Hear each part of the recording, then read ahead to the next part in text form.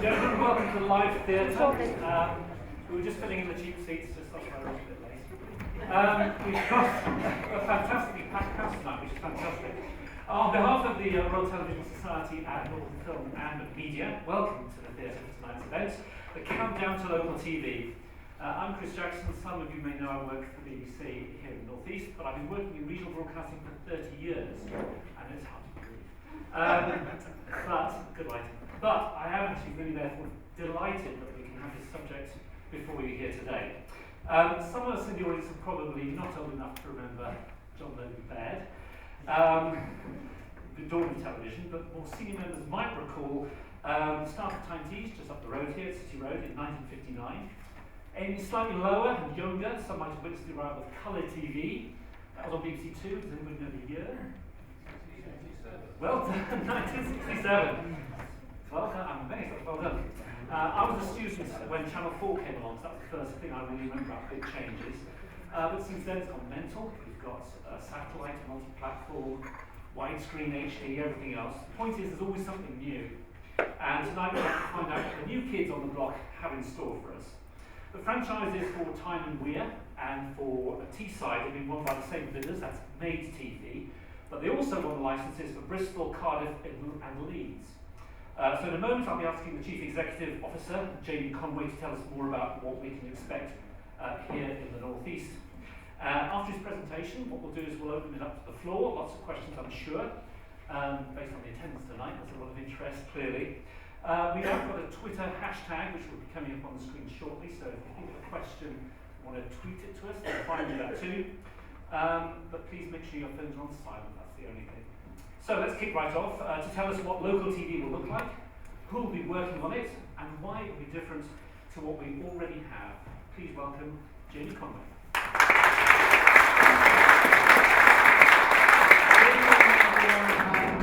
Thank you for being here tonight. I'm struck that we have a slightly comedy club layout here tonight, and I'm going to lecture the RTS on the next big thing in television. In fact, I was on the phone to my mother earlier on, and I said, I'm actually doing a talk tonight in front of the Royal Television Society, which my mother in Dublin took to me I was going to Buckingham Palace. But her advice to me was, when it goes wrong, don't worry. So I was like, okay, that's very encouraging, Mum, thank you very much. But everybody wants to jump to the Q&A tonight, I'm sure. What I'm going to do is I'm going to take you through where local television came from, this particular version of it, what we're looking for to put on our local TV stations, and finally why we believe in it. There's a huge amount of cynicism about local television, and quite rightly so. It's been attempted time and time again in the UK, and it hasn't worked. Why is it that we have 8 local TV stations in Birmingham, Alabama, but we don't have any in Birmingham in the UK? It was Jeremy Hunt's original question when he came up with this. To put it in another context, if you put simply Italy, Germany, France and Spain together, those 4 countries have more than 200 local TV stations combined, commercially viable, by the way. We seem to have a thing in the UK where we just think, on one level we all accept the fact that too much stuff is London-centric, and on another level we're not willing to just say, you know what, we're just going to take the plunge and do it ourselves. But I'll take you through what we're planning on doing over the next 10 to 15 minutes. 10 to 15 minutes, I am reminded. So the first thing is I started off working in local television in Ireland. It was a very different construct of what we're doing now. The weirdest thing was we didn't actually do news. So what happened was we were a company called City Channel, and we started off in Dublin. And it went pretty well. We were actually really surprised how well it went. And the next thing was we started launching services in Waterford, in Cork, in Galway. And things were going pretty good. And when we started looking at the numbers, it became weird. So on only Freeview, we cover nearly 700,000 homes in Tyne and Weir. On City Channel, we had digital cable only. That translated into less than 90,000 homes when we launched. There was no licensing regime, and we were looking at a situation where Liberty Global eventually bought the channel in 2007. But in Dublin, we were doing €100,000 a month in revenue. This was during the heady days when Ireland had decided that the credit card has no limit. We'll keep doing whatever we want. This one-bed shoebox is going for €4 million. And we went, why, I will have that. Do you have any collateral? No. We still went absolutely nuts. So we'll park that for a second.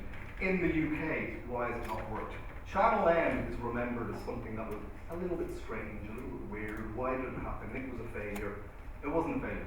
Channel M, in its last few months, indeed for about 18 months leading up to that, was doing more than £300,000 a month in revenue. While in national TV terms, that is tiny, it is actually a huge wedge of cash when you think about it.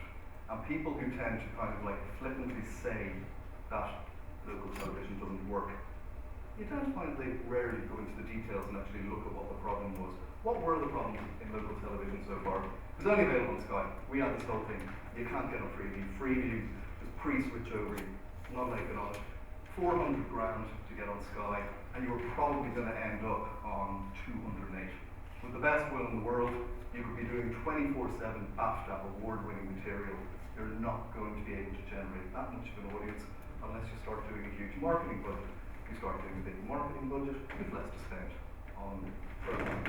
So it becomes a cyclical thing. The other thing is that there were the old, expensive, traditional workflows. In 2007, GMG was still using a very, very traditional tape model, which was standard across the industry, including what we were doing in City Channel. It added to the cost base quite aggressively. People criticised them for doing it. We act like the tapeless workflow has been around for 20 years.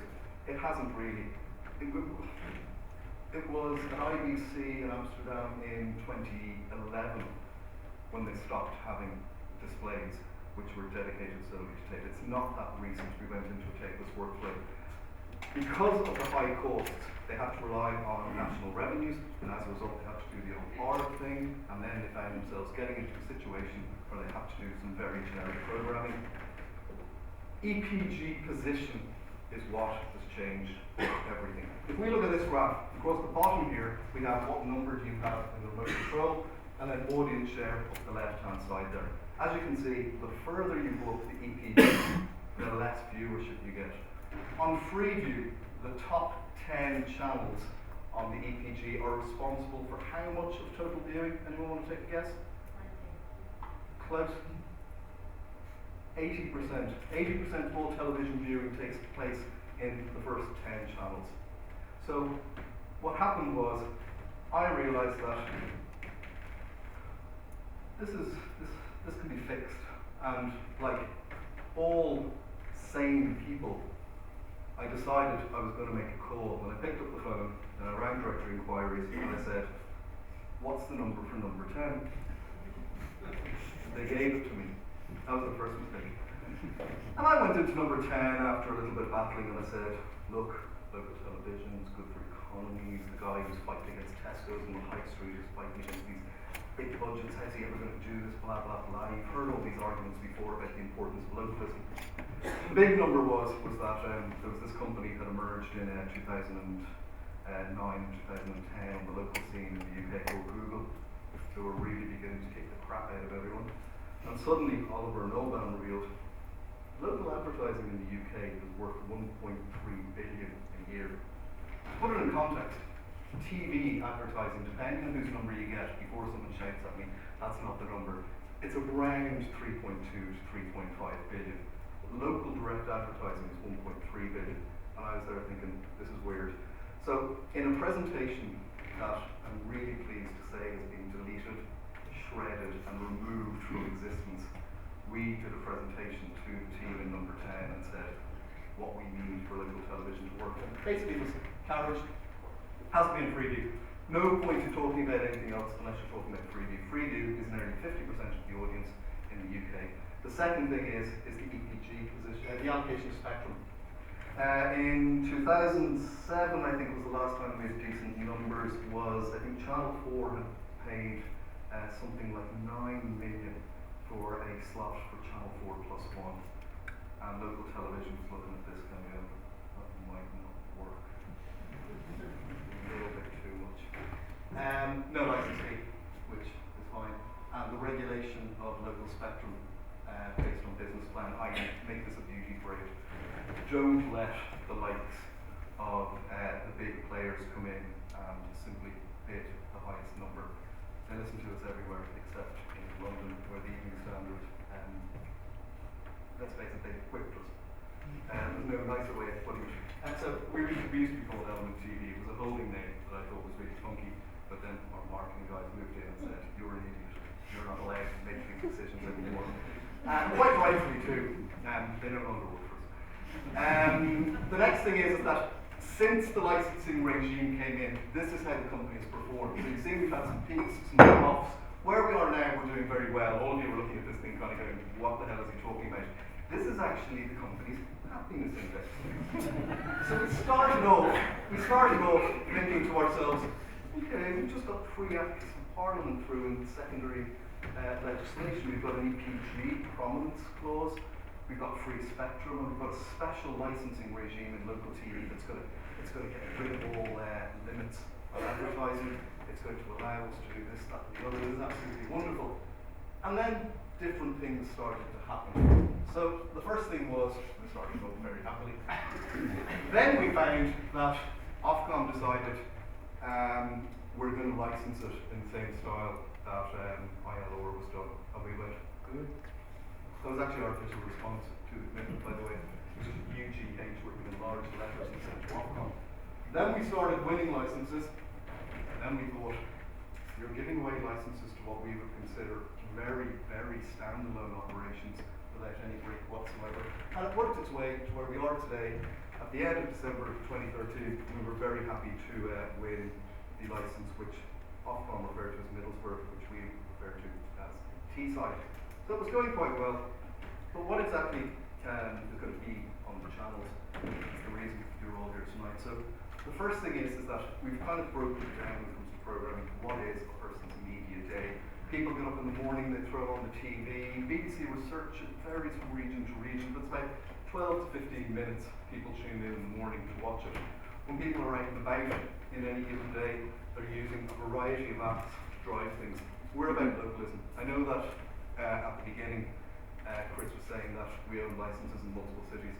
It's a shared services model. It's the payroll, the CEO, the accounting, the playout, and the development of new digital products and distribution that we actually do at the central level. All decisions editorially and to do with staff and to do with budgets are made at a local level by our station managers. And finally, just on a complete tangent there, there's nothing to do with this slide. That's going to happen a lot tonight, by the way, so prepare for it. And then finally, the actual television product that most people engage with in the evening. We have a big second screen thing, and I'm going to come to that later because anyone who's coming to us with programming ideas, if you say the magic word second screen or companion screen, that's where I get really excited, and our COO Dave starts to go, oh no, he's got another little pet project that's going to arrive on his desk. But essentially the rule is, if it pleases me, it annoys Dave. The function of the company, which is quite good. I can see him looking at me now. It's working. Let's get some myths of TV out of the way. I know I'm talking to the RTS, so a lot of you guys are already TV fans, but let's get some of the myths of TV out of the way. So, the average viewer, according to ThinkBox's 2012 numbers, I've spoken about 2013's numbers tonight, they haven't come out yet. We're doing more than 4 hours a day in front of a television. Of television consumed, even when you own a TiVo box or a Sky Plus box or any other type of DVR box, you're still nearly 85% of the time consuming as live, i.e. when the broadcaster wanted you to. Anybody who's ever been a scheduler or someone who logs numbers or logs ratings will know what I think of television myself in the grand context has nothing to do with how the greater public are viewing things. You ask me, I have this brilliant thing that I did where I decided to do this thing with TiVo where they kind of said, you tell us what you think you watch. And I was like, I watch BBC4 documentaries, I watch Newsnight, I watch all these things, I watch I watch current TV, I watch really, really, really self-important things.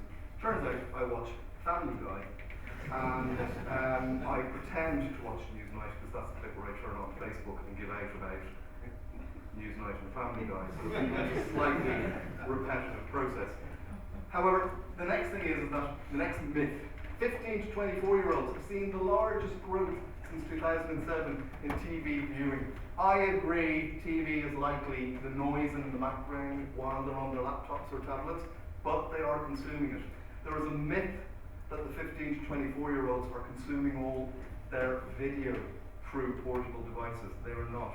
They are consuming the vast majority of stuff on social networking. Okay? So this is an important thing in how we built the whole model, now engage with people. We're probably looking at second screen being very important. The average viewer is only watching 90 minutes a month. Compare that to 4 hours a day, and you start to see the gap between what people are saying they do and what they actually do. They're very different things. But the big thing that we probably need to talk about is the content. Content is everything. Content is king. You hear all of these rants all the time. It's very important because they are very, very true. News and information is obviously the cornerstone of local TV, and local info updates every 30 minutes. So we do this split screen thing, and we do it on the hour, every hour, and on the half an hour in terms of updates, news, sport, traffic, weather. But more importantly, that's a call to action.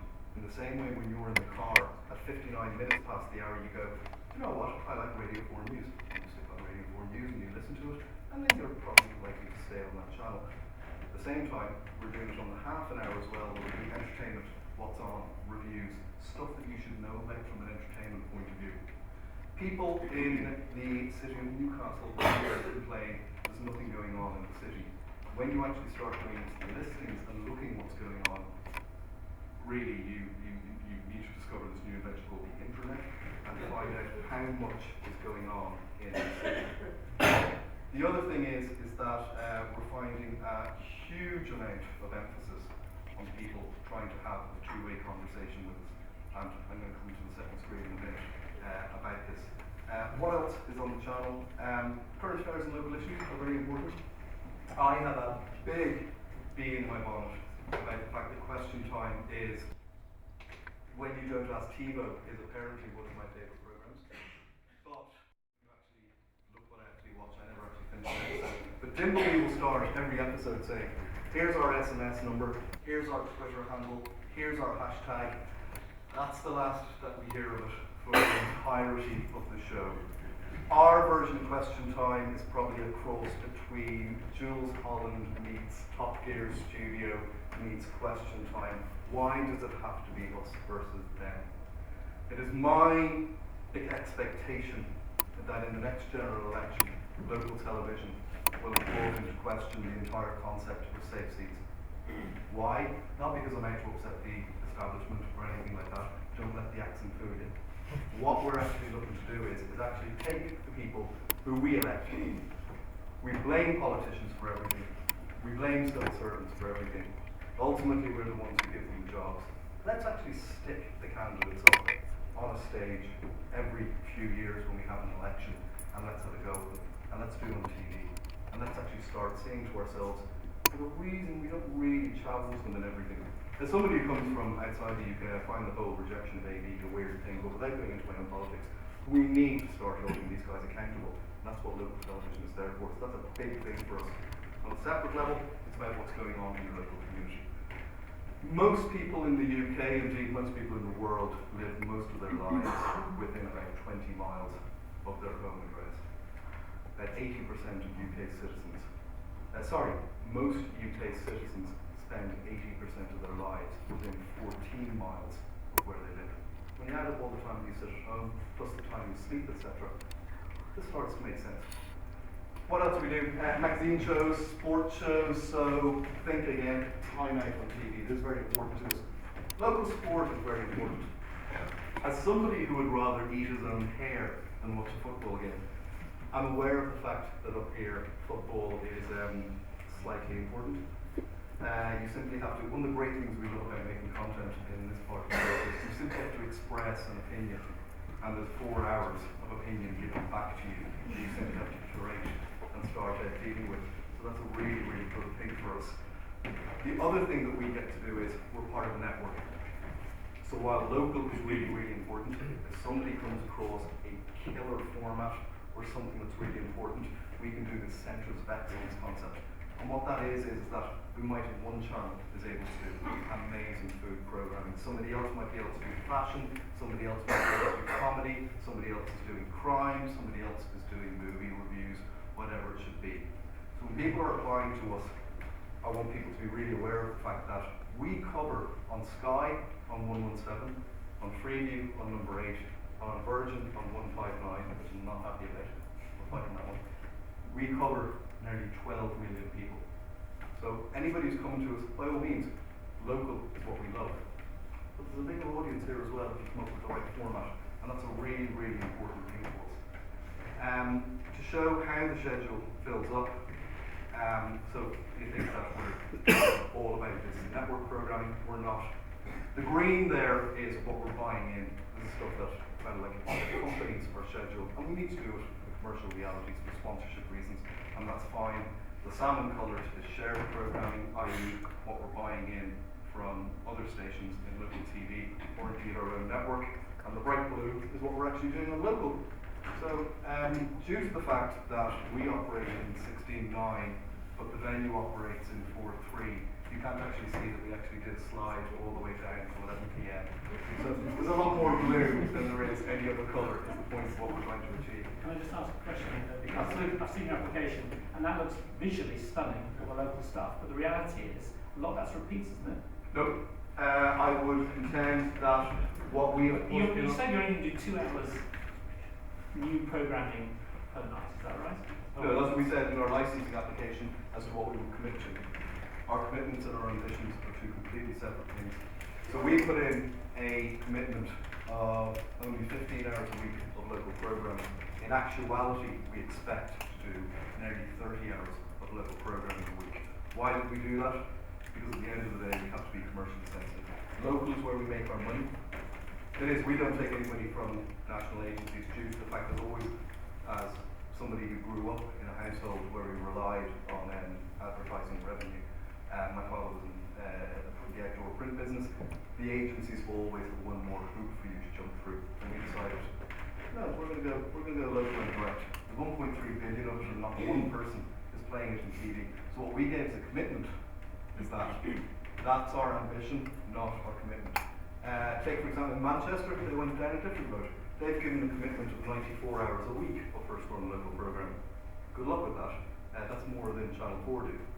They're also going to employ more than 80 people. I actually do think they have the energy to do it, and I think they're fantastic people. I just don't think the revenue's there whatsoever. It's more to do with the fact that Channel N has already been there, and the audiences, well, not the audience, the advertising base is slightly burnt about the entire thing. But I want to talk about the every screen thing. So what is every screen? Anyone who thinks of a television station anymore as a broadcast platform with a website as an afterthought probably doesn't really get what it is we're trying to do. If we're finished an amazing piece of TV and it's not due to go out until tomorrow at 8 p.m, no, upload it, get it out there. When we make great content, we want to share it with everyone. That's what we do. We are a content creator and a distributor. We have the little kind of plugs that we have number 8 on Freeview and things like that, but what we do is we want to make great TV. We're TV people. We also want to enable local businesses to be able to speak to mass audiences, because we don't think that it's fair that at the moment you're operating on a capacity where in Cardiff, if you own a local business, you're charged for buying eyeballs across the whole of Wales. It's simply a backward system, and if we stick to this old-fashioned thinking, we're never going to see any change whatsoever. What is the every screen strategy? The every screen strategy is based on, if we've made it, you can find it. And what that means is we're on every platform. We're partly owned by a company called IOCO. IOCO invented 4OD, the original iPlayer, Sky Go. So they own a chunk of us, so we get these wonderful toys to play with. And I have no idea how they work. Basically, we take a piece of video, we put it onto the system, magic happens, and then anybody can find it. And it works really well. But what is the second screen? It operates on a thing called audio watermarking. Audio watermarking was invented originally when YouTube was having that huge, do any of you remember the huge legal battle they were having with Viacom over content?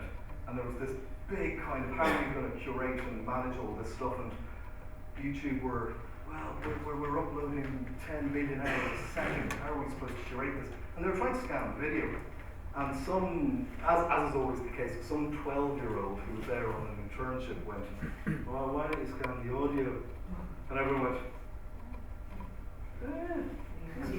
really good idea. And audio watermarking is one. What audio watermarking does, it allows any piece of content that has copyright on the internet. Everybody audio watermarks their stuff now. And as a result, you can scan anything if you have the tools on YouTube and see, is this owned by somebody else? And we use audio watermarking. Think of it, for the purposes of this demo, as Shazam on steroids. So anyone who's used Shazam knows you turn it on and you stand in the pub going, oh no, I don't like that.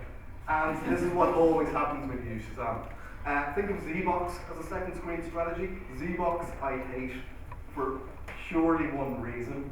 I'm a big fan of The Apprentice, and when I pause it to take a phone call, or I pause it to make a cup of coffee or something, I come back, I hit play, and ZBox tells me who's been fired 10 minutes before I get there.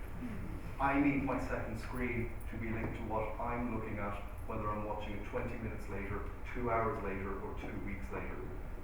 ZBox doesn't do that for me. ZBox, as far as I can tell, is simply collating other and curating other people's content. So, what do I mean? Again, let's pretend we have a TV in the corner here and we're watching our movie review show. You open the app on our platform and the audio watermarking kicks in. It takes on average 1.2 seconds to kick in. Picks up your GPS position, knows that we're watching a review of Skyfall. You can guess how long it is ago we started developing this technology, but we do this deal for commercial reasons with other companies. They pick up the nearest cinema, they tell you the times that it's on. We start really engaging in commercial, a movie when the movie companies have spent millions. It's kind of counterproductive. Nando's have never advertised on TV. Well, they may have, but they don't do it often. And the whole thing is the franchise model. And what we're saying is that, yeah, we can do that. That's what local is about. Take it to its logical step. One of the most popular genres we have on TV in the UK is food. So you're watching somebody make something, you think, I can do that. Has anybody here ever made anything that Jamie or Nigella have made on TV? They've done some of the things that Nigella has done. I said allegedly, every journalist in here have gone, really? But the whole thing is, it's got to be, so we're doing this thing with Waitrose. And the reason we're doing Waitrose is Waitrose are nearly as half-daft as we are. And what it is as you're watching the show being made, we've done API integration into the digital basket. So, I need avocados, I need focaccia, it is Waitrose, so bear with me. I need free-range eggs, I'm not sure they do anything else.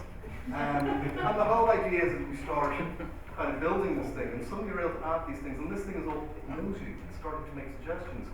It's kind of evil big brother, but it comes with a side salad. Friendly, nice and chubby. And also, you can kind of have direct offers. So, for example, the Corner House is this fantastic restaurant that we've done a deal with in Cardiff. And they can pump that to the Cardiff audience. And this is a good example. But this is what we call passive second screen. This does not affect what's happening on the screen in front of you. So, some of the game shows and things that we're developing, take, for example, I don't remember the name, Trade Up. Yeah. Trade Up is a little bit, let's pretend that Chris is in the hot seat, it's live TV. Chris has to answer 6 questions and he's getting a better prize each time. And if he gets one wrong, he leaves with nothing. Not the most original format in the world, I will give you that. However, he doesn't have any lifelines, he simply has the capacity to trade. If he trades, it's not people in the studio he's trading with, it's people playing along at home on tablets, iPads, phones, laptops, connected devices, whatever you want to call them. So suddenly I ask a question as the presenter, I'm not the presenter, we're not that mad. What is the capital of France? Chris doesn't know the answer for whatever reason. He says, I need to trade. We go to the traders. 6 people connected from home via webcam, each of them vying to go for the mill. First one says to Chris, I know the answer. I used to live in France. I'm brilliant. I'm fluent in French. I'm not telling you the answer unless you give me the iPad you won in question 3. People at home who had planned to sit watching TV and having curry for the night are now affecting the outcome of live TV. Very, very simple example. Take it to its next logical conclusion. My bugbear of current affairs. Let's make question time interactive with people at home. There is an argument that I am going to have no Ofcom licenses within 6 months of launching if I do this. The reason being that I am proposing opening the airwaves to anyone who wants to connect in on local issues and say to their MP what they're thinking. In the schedule, this was originally on 10 p.m. at night. I got scared. I moved it to 7 for the very simple reason that I thought there would be less wine consumed. I then decided that I'm working closely with people who work in radio as to how this magical thing is called the delay button. Our lawyers really like the delay button. They want us to be iterative all the time. However, jokes aside, this idea of actually, let's hold them to account. Let's have people actually having opinions. Why should someone who stood in front of the electorate a few years ago and said, I'm going to protect the local A&E, then go and vote to close the local A&E? And let's face it, we've all got busy lives, we've all got things to do. Do you really want us to write it on the fridge and remember it in 2 years' time when it comes around? No, let's get them now. Let's actually nail them now, and let's do it in front of an audience. This is the digital version of a lynch mob, but it's legal. Okay? So that's what we need to be looking at. We need to be looking at the responsibility and the effects of how these things will work. There is the commercial element as well. So again, a brand that doesn't advertise on TV, Pizza Express. Imagine you're watching TV and suddenly this ad comes up. You use your second screen because now you can book a table, you can order a takeaway. Second screen plays an important part. BMW did a really interesting experiment with TV3 in Ireland on a second screen. What they did was they said 200,000 people on what we want to watch this ad. It's got no limit to how many cars they sold. So 200,000 people watched the ad, 5,000 used the app, 100 used the app to book a test drive, 3 bought a car. Now this thing starts to make sense on how you can do it. Very quickly, we are doing a strong digital strategy. We grab with food and drink, gigs, culture, cinema, local services. Essentially, in 3 years' time, whether you're looking for what am I going to do tonight, or express an opinion, or even if you're looking for an electrician, we want to be able to provide that service. And it's really important that we're able to do that on a local level. If I could have 2 more minutes. Okay, I'm back in school. I want to talk to you about the bit that you are all rightfully going to quiz me on shortly, and that is revenue and demand. Do people want to actually have this? Why do we believe in it? Okay, well, fundamentally, what we did was we took a huge amount of data from all local direct advertisers, not people who used agencies, not people who went into all these different complicated regimes, people who spend money locally to buy local product.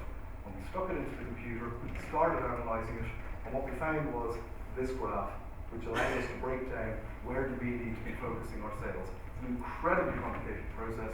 It makes no sense to me. Somebody else did the numbers, that's wonderful.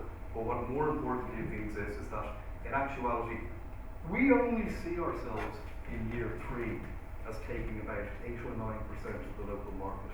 This idea of we're going to swoop in here and take away all of Metro's money, that's nonsense. 70% of Metro's money comes from agencies in London anyway. We're not going after that money, we're going after local direct, people who want to be on TV. That's the important bit. And then finally, just to, what are we looking for? We're looking for producers, we're looking for creators, we're looking for people on the admin level, we're looking for sales staff who are put up there as a Simpsons character because sales staff are the bane of my life and therefore it's the one little time I get to insult them.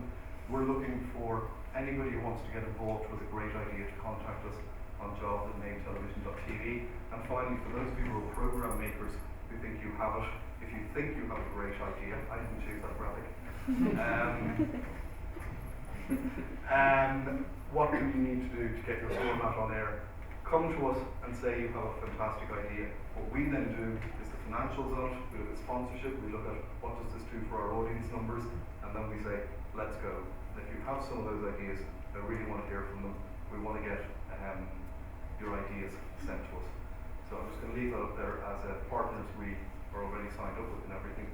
And those people who, by the way, are cynical about are we really local?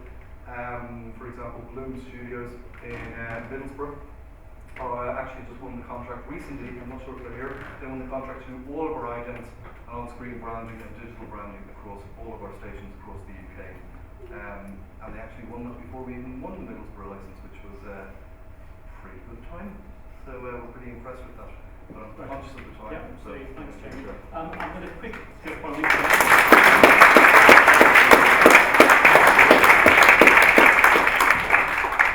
worried you're a hostile crowd, then, aren't you? All very cuddly. I'm going to open the floor in a minute, but I just want to quickly issue one sentence answers. What budget have you got for each of these stations? How much does it cost to run a day?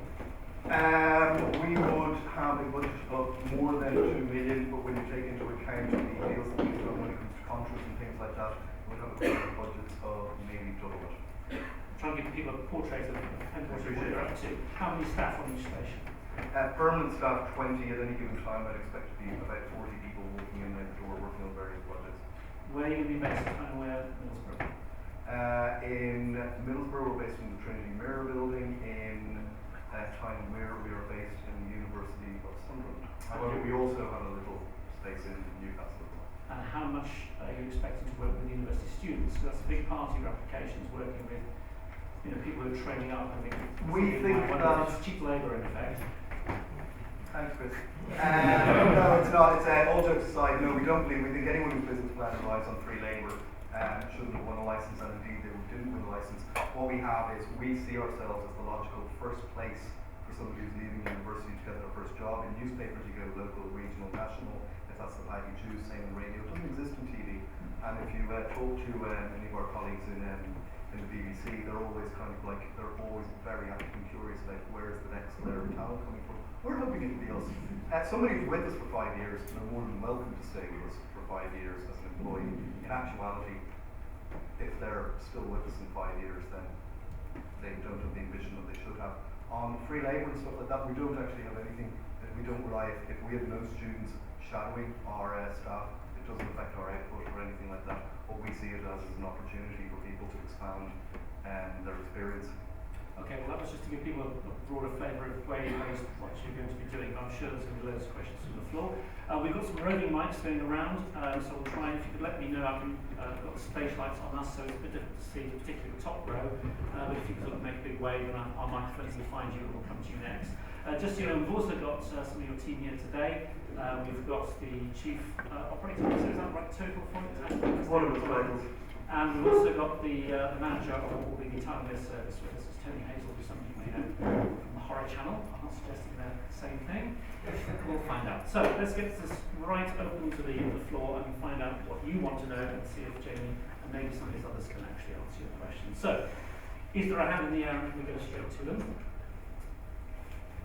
Probably there's nothing.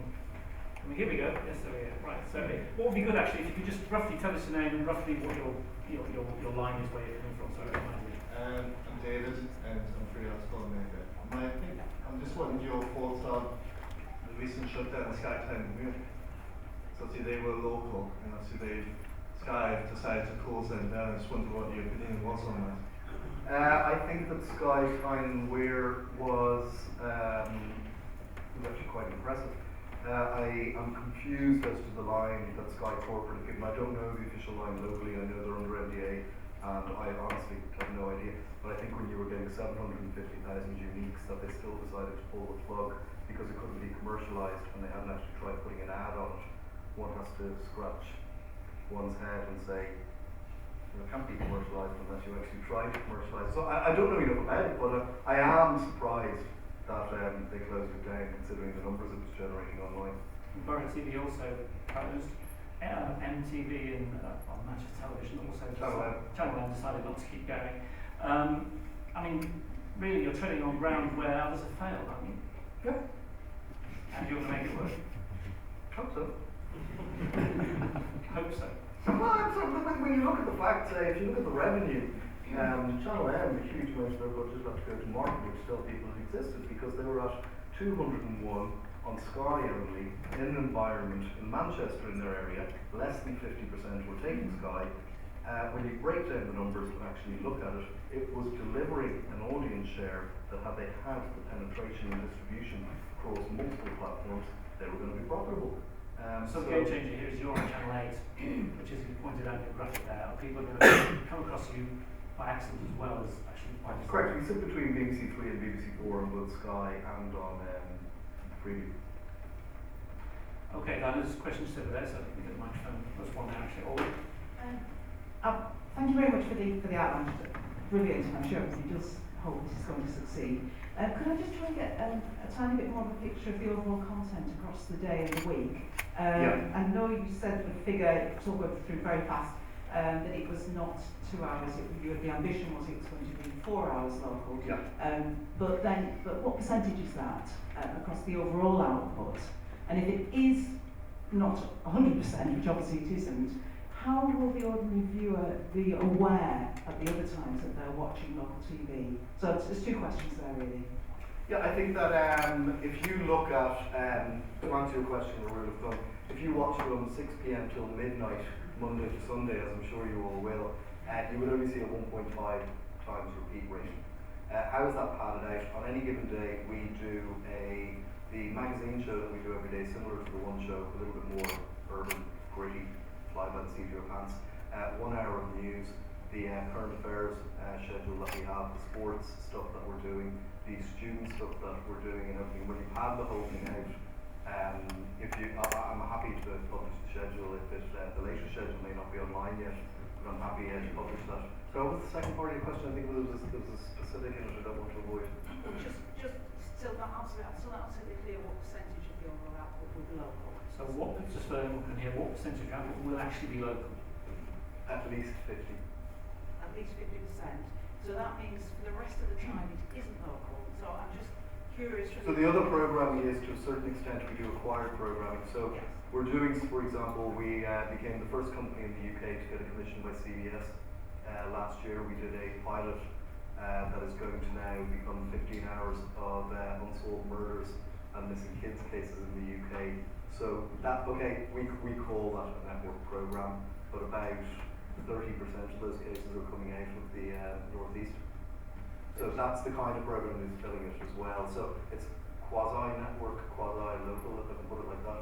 How then will the casual viewer be, if they just happen to drop in and it isn't the local content, how will they know that this is local TV? I'm just concerned really about how strong its branding and local identity is going to be. I agree. So on the top of the hour, every hour is the news, sport, traffic and weather bulletins. On the half an hour, it's another bulletin, but it tends to slant towards entertainment, what's on and everything. And also, I think that if they were dropping in once, I do agree with you. But in the same way that if I drop into, if I was flicking the channels and I came across News 24, it might be on Hard Talk, it might be on a sports review, it might be on Click. I might not be sure that I'm on the news channel outside of the or anything. I do appreciate what you're saying, but it's about trying to get that commercial reality and generating an audience and meeting it with maximising local, because all of the advertisers that we're talking to at the moment, they want to be around local programming. So it's in our interests to be increasing that local quota as much as possible, as and when is appropriate. You could also argue, by the way, that some programming at a network level, if we were doing a cooking show, maybe 20 minutes of it is the same in every city, and the last or the first 5 minutes are about where's the best organic market in the area or something. Do you know what I mean? We've got to kind of break the convention of that's finished and in the can. So I think that'll play a certain part. We wouldn't call that a local programming though, for the purposes of the numbers that I've just given you. We just try to localise everything as much as possible if we can. And there's a question on the back row down this level, and I'm hoping there's a question from the top floor, which we can't terribly well see, so if there's a mic at the top floor, we'll come to you just a second. And just a quick question, you talk about local advertisers, what sort of rate cards are we talking about? What's a local advertiser going to appear on your screens who we haven't seen before? If you come to me today, I will, the kind of introductory rate card is, we would start at £2,000 for 150 spots, where 50 will be in prime time, 100 will be off peak, and if you're on for more than 3 months, we will make the copy for you as well. So are you expecting local production companies maybe to make some of these ads? Yeah, we've been approached by, we've actually done a deal up here where about 40% of the inventory we expect to be made. We've already assigned one production company. Okay. So I'm hoping the mic has found somebody on Yeah. the top floor. John Myers, Myers Media. I used to be a director of Channel M, so I recognised some of the numbers, which were always in red, by the way. It's interesting because having run a lot of businesses as well, and also launched probably 50% of all the commercial stations in this area. I'm right. I mean, if you can't see me, you need bad eyes. Go ahead, over it. But downstairs, and downstairs at the back, looking good at the back. But there are 4 things that.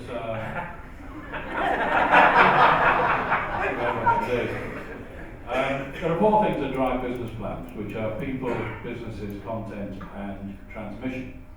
So your transmission, obviously, you talked about that, and obviously you can share the buildings with, so that's cut down in costs. But your point earlier on, you're going to employ 20 people, so let's say 20 people and the average is 12 grand, that's 1.2 million. The average is what?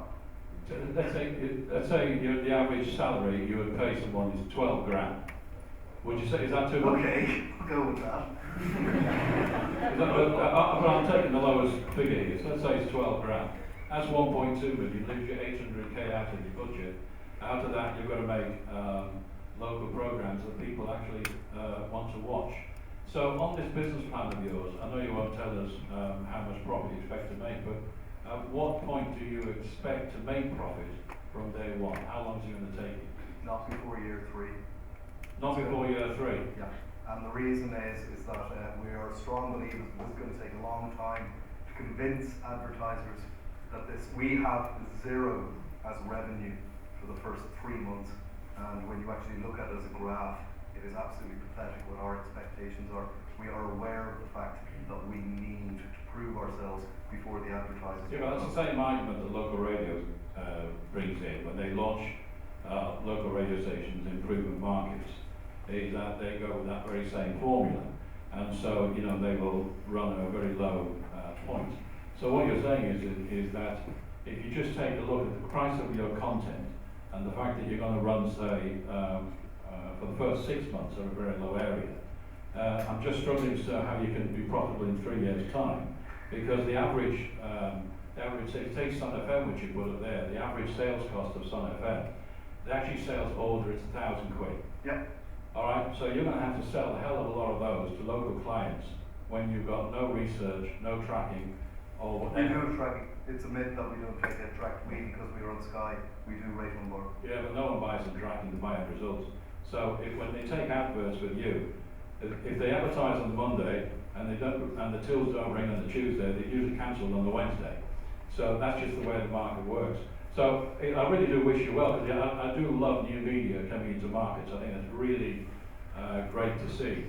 But having been on the board of Channel M, where they lost well over 60 million, and knowing how much, having launched 6 radio stations in this market, of how long it takes for, even with enormous marketing, and also we were partly owned by TV stations as well, so we got lots of free publicity. To get to profitability, I suggest that if you put 3 years in your plan, I hope your investors are going to enjoy a nice ride, because I don't think you'll get there in 3 years' time, just on the information that you told us today. Okay, well, I have no problem furnishing more information. If on our year 1 revenue expectations, we're at 60% of what we need to do in year 1 to deliver our business plan. And I haven't told anyone publicly what the launch date is. We're looking at relationships, you've got to remember as well, with the BBC. We're looking at the type of co-pros that we're doing with CBS. And you're absolutely right, it is tough out there, and it's only going to get tougher in the next few years because we're into a multi-platform market. But the idea that we probably analysed in time, and we're alone on complete spending campaigns, 14,000? Yeah, 14,000 campaigns as to how much people were spending, isolated who the top spenders were. We've gone and seen them. we know what they're willing to spend. Can I just ask, that's a really good answer, can I just ask one more question, I don't want to hog it. Can you just tell me about what your experience is and in television and what your history is, and why people in the North East should be confident that your launch of this TV station comes with enough experience for it to be successful? Well, I think to be flippant is that the only thing is the proof in the pudding, me giving my experience and everything, which I will do, but even me saying it now is not going to prove it. With the guys who went and stood in front of Ofcom and put forward plans, proved we had the funding and proved we had the research that did it, and Ofcom said, yeah, okay. I started off in theatre originally and decided I would move into TV to make money. It's a mistake, I'm going to admit. I was working, the company I was working for was the first company that ever got a commission outside of the UK for Channel 4 for a film called I Killed John Lennon, where we owned the tapes to Mark Chapman's interviews by psychologists in prison. From there, local television was launched, Liberty Global bought it, somehow in the mix, and honestly I'm not trying to be funny, I got transferred to Budapest for 3 years, and I was launching channels for Cello Media, which was really recently bought by another company for $1 billion, nothing to do with me. And then I was head of IPTV for Vice Media. Some people might be familiar with Vice Magazine. I used to run all their video sites across 14 stations in Europe. And it was at that point that in 2009 or 2010 that I had to go home for family reasons to Ireland. I had 6 months off, and Jeremy Hunt and I had a conversation, and I decided to go into lobbying. So well, I say genuinely, I do wish you well, and thank you. I do appreciate the fact that when people say to me it can't be done, I usually like yourself, like to prove it can be done. So I really hope it can be done. But I think your objective from the figures you've given of getting into profit in 3 years' time is quite a tough one. Thanks for your insight, John. Thank you. Actually, we've got some stuff coming on Twitter as well. But we've talked a lot about this, but I've looked at your applications for Teesside and also for Tunbridge, and they're a bit templatey.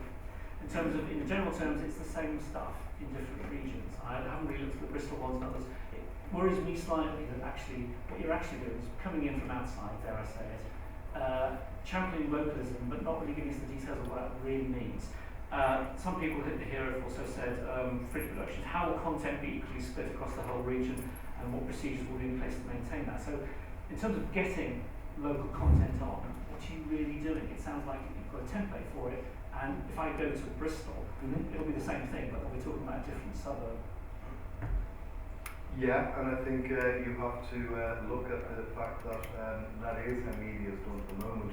There are certain things, the things that interest people in Tyne and Weir are, to a certain extent, those which interest people in other areas. So there is some crossover. And I do take your point that there is a little bit of commonality in this. But what's the point of calling it made in Tyne and Weir if only a little bit is made in Tyne and Weir? More than 50% made in Tyne and Weir. No, more than 50%. Let me be really clear on this. More than 50% is in Tyne and Weir. People want a channel that is going to be 100% made in Tyne and Weir, then I don't believe it's going to be commercially viable. This is finding a capacity where we are balancing being able to invest in programs that might go out to an audience of 12 million people in programming that will go out to maybe 3 million people in this area. And it's trying to get that balance to ensure that we are doing something, because it is the level. Are you passionate about this region? Yes. We wouldn't have applied for it otherwise. Okay. Let's get some questions from the floor. Is there anybody on the top floor I have a chance to ask? Get the microphone ready, Mary? There is. Just touching upon the sport that you mentioned, how much exposure are you planning to give minority sports in the region, i.e., like you touched upon before, not football? And in that sense, what connections are you hoping to develop with local sports teams? So we have a lot of, I think that everyone would agree that football is reasonably well covered on existing media, and I think where our niche comes into is covering those sports which don't do quite as well. Cycling tends to get rated really, really highly in this part of the world. Weirdly enough, just to give an example of why we're not a cookie cutter thing, the most popular sport that isn't getting decent coverage in Bristol and Cardiff at the moment is ice hockey, which actually gets the highest attendances after football and rugby. So it depends where you go from area to area. I think we're well aware of the niche aspect that we need to be going for with the sport there. And by the way, let me be perfectly clear, I don't call the editorial shots in Tyne and Weir. These happen at a local level by the station manager and the editorial staff. Question from the floor here. Yeah, I'm Angie Briscoe. I'm a local script writer in the North East. Used to exporting my work down south at the moment. Primarily documentaries. Now you've mentioned your remit in news, comedy, crime, sport. You haven't mentioned documentaries. Is there a remit? Yes, documentaries are huge. In fact, most of this morning was meeting documentary makers. And if you come up to me afterwards, I'll make sure you get a briefing paper on what we watch. The one thing we don't do is we don't do drama or anything. Like we simply can't afford the best will in the world to commission original kind of dramas or series or